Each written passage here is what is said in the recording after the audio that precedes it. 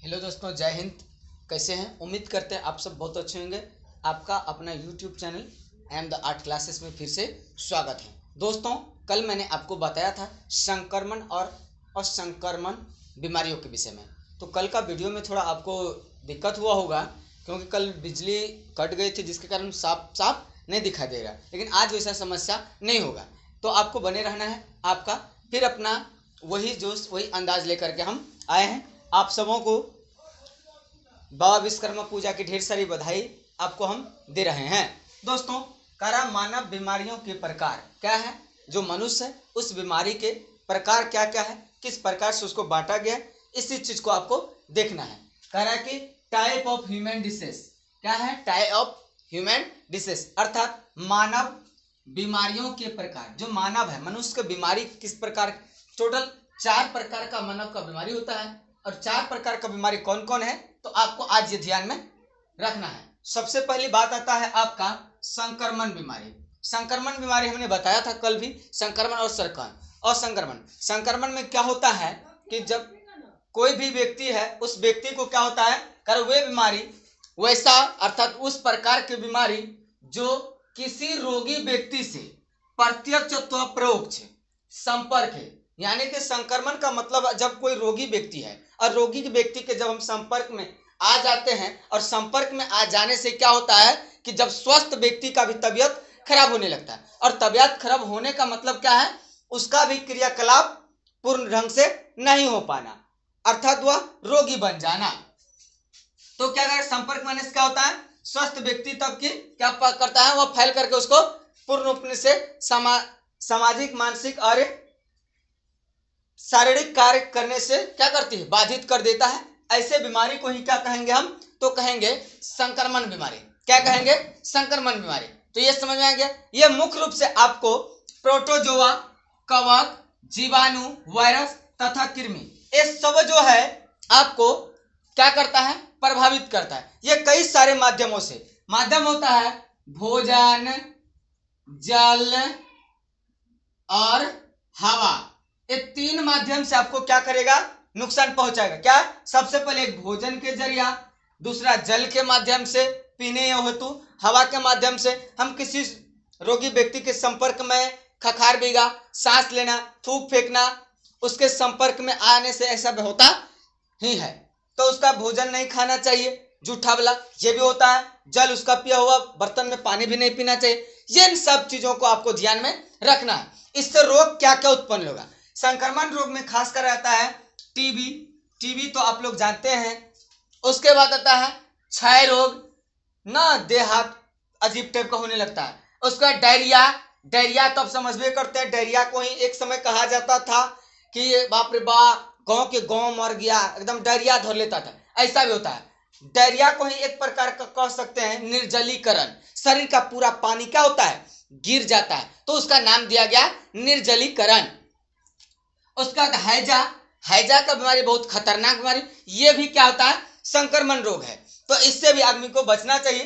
Rabies, खास करके rabies कहा जाए तो रेबीज कुत्ता में पाया जाता है, इसीलिए कुत्ता को भी पालना नहीं चाहिए। अब कोई कहेगा बाप रे बाप, लिबरा कुत्ता है। अरे कुत्ता लिबरा है, और गुण थोड़ा लिबरा हो जाएगा, उसमें तो रेबीज पाया जाता है। कुत्ता में, बिल्ली में, शेर में, इन सब चीजों में रेबीज पाया जाता है। तो रेबीज भी आदमी का क्या करता है, इसी का नाम दिया गया हाइड्रोफोबिया। बाद में क्या बन जाता है, हाइड्रोफोबिया का रूप धारण कर लेता। उसके बाद है एड्स। एड्स भाई क्या होता है कि जब कोई रोगी तो नहीं कहा जाए, प्रेगनेंसी औरत है, उस औरत के साथ संपर्क जब बनता है, संपर्क बनने के बाद क्या होता है, उसके जो योनि से HIV निकलता है। HIV एक वायरस है, HIV वायरस जो है, क्या कह सकते हैं कि जो मानव का लड़ने की क्षमता है, अर्थात और क्या कहते हैं ताकत, उसको क्या करता है, नष्ट करना। और नष्ट करने से वह HIV कई तरह से फैलता है। जरूरी नहीं संपर्क, अगर मान चलिए किसी व्यक्ति को HIV हो गया, HIV जब हो गया तो उस व्यक्ति से दूरी बना करके रहने से मतलब नहीं, मतलब है कि उसका साथ में खा लेगा तो नहीं होगा, लेकिन HIV का संपर्क है उसका ब्लड से। अगर मान चलिए एक बस में कई सारे व्यक्ति है, एक्सीडेंट के कारण कोई फट गया, और इसमें एक HIV पेशेंट भी है, तो पूरे पेशेंट को HIV हो जाएगा। क्योंकि एचआईवी का संपर्क किससे होता है? ब्लड से होता है। तो इसलिए एचआईवी जिसके साथ होता है, मान के लिए कोई एचआईवी है, दाढ़ी बनाया, जाकर के सैलून में बैठा, कट गया, तो दूसरा आदमी फिर बनाया, उससे भी एचआईवी फैलता है। एचआईवी अर्थात एड्स का एक ही इलाज है, एक खुट्टा में महिला को बांध दिया, दूसरा खुट्टा में पुरुष को बांध दिया जाए, तो कुछ दिन तक दूरी बना रहे, और यही दूरी जब बना रहेगा, जब शिशु जन्म ले लेगा, तो उसका एचआईवी अर्थात बैक्टीरिया जो होता है नष्ट हो जाएगा, फिर बाद में उसको इलाज ठीक ढंग से हो जाता है। तो यह होता है एचआईवी अर्थात एड्स, कोई दिक्कत नहीं।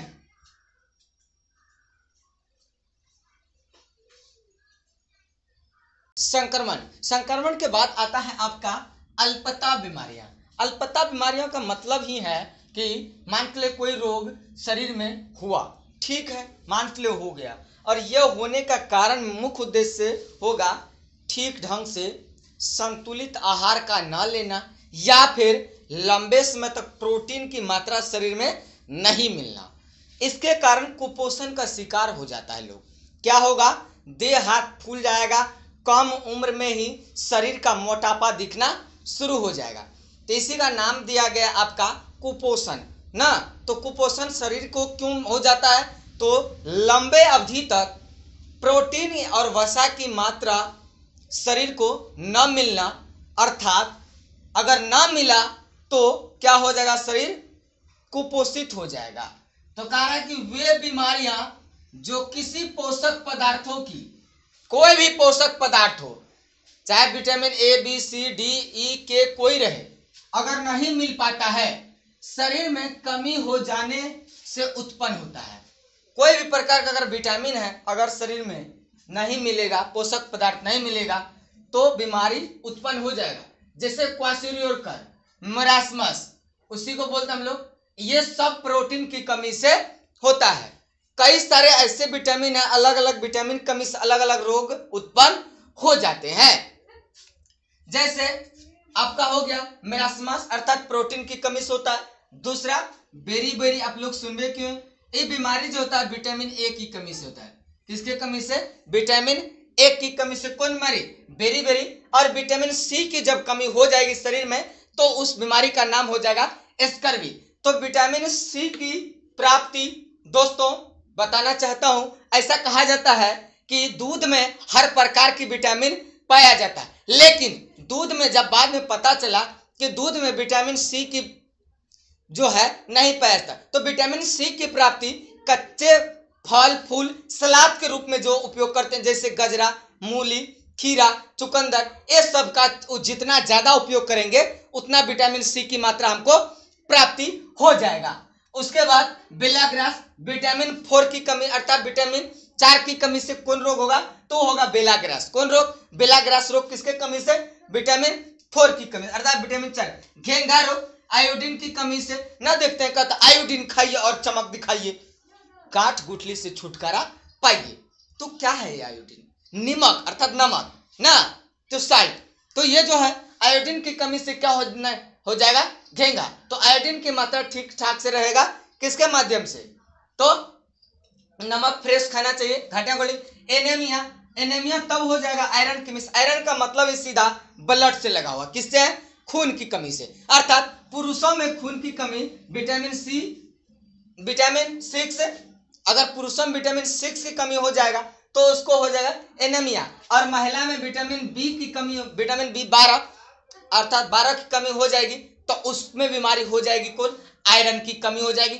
और घर घर में देखते होंगे कि आंगनवाड़ी सेविका सहायिका जाके क्या करते हैं? महिलाओं लोग को, लड़कियों लोग को आयरन की गोली बांटती। आज तक देखे हैं कहूँ एको गो पुरुष का आयरन की गोली देते हुए? नहीं, काहे पुरुष में आयरन की कमी नहीं होता है। हाँ होता है, थोड़ा होता है। तो किसके कारण से? विटामिन 6 की कमी से। तो ये हो गया। तो आपको पता चल गया कि अलग अलग प्रोटीन अर्थात बस अलग अलग विटामिन ना मिलेगा तो अलग अलग रोग उत्पन्न हो जाएगा। उसके बाद मधुमेह, चीनी का रोग भी क्या होगा? चीनी का रोग बैलेंस बना। चीनी का दो गो बात होता है, एक इंसुलिन से और दूसरा कार्बोहाइड्रेट से, यही सब कारण है। अब आता है अंगों की कुसंक्रिया से उत्पन्न बीमारियां। क्या आता है? अंगों की संकुचन से उत्पन्न बीमारियां। अंगों की कुसंग क्रिया से उत्पन्न बीमारियां, यानी कि किसी अंग के खराब हो जाने, कोई अंग खराब हो गया अथवा उसके ठीक से पहले ठीक से कार्य न करना। मान के लिए खराब हो गया तो खराबे हो गया, है ठीक लेकिन वो काम नहीं है, ठीक है ना, देखते हैं कि अरे यार इस सामान बहुत अच्छा लेकिन काम नहीं करा, मतलब ठीक है लेकिन वो काम नहीं कर रहा, उसको बेकार ही कहा जा सकता है। तो ये होता है, तो काम न करना से जो क्या होता है, बीमारियां उत्पन्न होती है। तो बीमारी का उत्पन्न होना अर्थात उपापचय दोष, यानी चीनी का रोग। चीनी का रोग जो है उपापचय, यानी कि भोजन के ठीक ठाक से न पचने के कारण चीनी का रोग हो जाता है। भाई क्यों होता है, तो हम लोग जो भोजन करते हैं उसका ठीक ढंग से डाइजेस्ट ना होना, ना पचना, जो शरीर के अंदर में हमारा क्या है, अग्नाशय है, अग्नाशय से एक रस निकलता है अंतःस्रावी ग्रंथियां से, अर्थात जिसको लैंग्रहंस कहते हैं। तो यह ठीक से न स्रावित होगा तो क्या होगा, इंसुलिन की मात्रा जो है क्या होगा, आगे पीछे होने लगता है। यही कारण है कि डायबिटीज हो जाता है, अर्थात मधुमेह चीनी बीमारी हो जाता है। तो इसको ठीक ठाक करने के लिए देखे होंगे डॉक्टर सब सलाह देता है खूब जाके जिम कीजिए। किसान मजदूर के न होता है, वो खाया खेत पर चल दिया, उसका भोजन तो भाई एटोमेट, हम तो 2 रोटी खाते हैं तो खटेगा नहीं तो 2 रोटी न खाएगा। जो खटता है प्याज मिर्चे धो के धकेल देता 10 गो, का उसके शरीर में जो है खखुआ के भूख लगता है। भूख में स्वाद है, भूख में स्वाद है, जितना ज्यादा भूख लगेगा उतना ज्यादा भोजन स्वादिष्ट लगेगा। भूख ठीक से नहीं लगेगा तो अच्छा भी भोजन स्वाद नहीं लगेगा। पान गुटखा खाने वाला व्यक्ति को खाना का स्वाद अच्छा नहीं लगता है, इसलिए अच्छा नहीं लगता क्योंकि उसका मुंह में जो लार ग्रंथि है, लेरिक्स ग्रंथि, वह खत्म हो चुका है, इसलिए उसको भोजन स्वादिष्ट नहीं लगता है। तो उसको ठीक करने के लिए पहले क्या करना, धूम्रपान को त्यागना पड़ेगा। यह एक प्रकार की लत है, आदत है, इसको भी छोड़ना जरूरी है। मैंने पढ़ाया था आराम व्यायाम और आदतें, पिछले वीडियो में बताया था मैंने, आराम व्यायाम और आदतें। तो ये सब क्या है, होते रहता है। कारण कि इसमें इंसुलिन हार्मोन स्राव होना बंद कर देता है। किसमें, तो लैंग्रहंस द्वीपिकाएं जो होती है उसमें इंसुलिन का जो निकलता है वो बंद हो जाता है। और यही इंसुलिन, डायबिटीज का मुख्य कारण इंसुलिन शरीर में वसा के उपापचय के लिए उत्तरदायी होता है। मतलब कि खाए हैं तो थोड़ा चलना, टहलना, फिरना, घूमना। अब दौड़ तो नहीं सकते हैं खा के, हाँ दौड़ सकते हैं लेकिन खा के लोग दौड़ने नहीं जाता है। लेकिन किसान मजदूर का खाना पच जाता है, इसीलिए खखुआ के भूख लगता है, क्योंकि खेतों में खड़ता है, भारी भरकम उठाते हैं तो उसका खाना जल्दी पच जाता है, इसलिए जल्दी बीमार नहीं पड़ेगा। और जो आदमी काम धंधा नहीं करेगा शारीरिक क्रिया, तो उसकी जो है शरीर कठोर बन जाएगा, कोशिकाएं काम करना बंद कर देगा, रोग उसके शरीर में प्रवेश करने लगेगा, ये होने लगेगा। करे इसके संतुलन से रक्त में शर्करा क्या होगा, संतुलित रहता है। अगर ये ठीक ठाक रहा तो खून ठीक ठाक रहेगा, शर्करा ठीक रहेगा। शर्करा मतलब खट्टापन पदार्थ, तो मानिए भोजन पचने के लिए खट्टा चलता है। भोज भात में देखे होंगे आप लोग कि खट्टा का कुछ चटनी का व्यवस्था कर देता है, ताकि भोजन खाए ना तो चटनी भी साथ में रहेगा तो अच्छा से पच जाएगा। और ज्यादा नहीं तब तो फिर कहानी खराब हो जाएगा। थोड़ा बहुत परोस दिया जाता है, भाई चटनी है, खटाई से भोजन पचता है। ऐसा नहीं आप जाके 1 लीटर एसिड पी लीजिएगा, वो स्वाद में खट्टा होता है। पता चला कहानी खत्म हो गया, दूसरा के भोज खिलाने के लिए आप तैयार हो जाइए, ये हो जाएगा।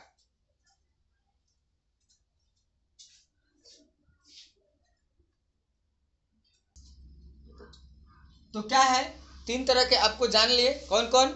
सबसे पहले मैंने बताया संक्रमण के द्वारा, उसके बाद क्या बता, अंगों की कुसंगति के बाद, उसके बाद प्रतिक्रिया के बाद आपको जानना है। 4 प्रकार के रोग बताए, चारों प्रकार के रोगों को जान ही लेना है।